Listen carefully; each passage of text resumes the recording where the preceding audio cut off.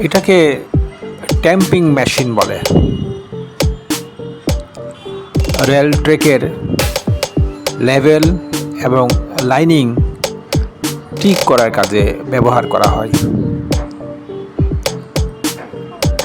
Automatic, fully computerised programming দ্বারা এটা নিয়ন্ত্রিত। খুবই শক্তিশালী একটি মেশিন। সে নিজে নিজেই সব লাইনিং এবং লেভেল মেনটেন করতেছে।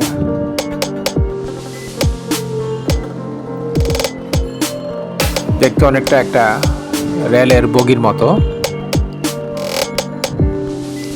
এটি পদ্মা রেল লিঙ্ক সংযোগ কমলাপুর টিটিপাড়া ইন্টারসেকশনের পাশে।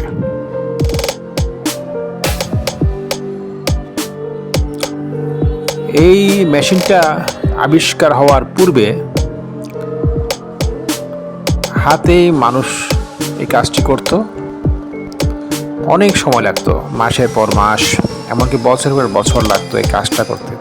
কিন্তু তারপরও নিখুঁত কাজ হতো না, ফলে ট্রেন অনেক সময় ডিরেল হয়ে যেত। একেবারে নিখুঁত কাজটি চায়না প্রকৌশলী দ্বারা এবং তাদের যন্ত্রপাতি মেশিন দিয়ে হচ্ছে।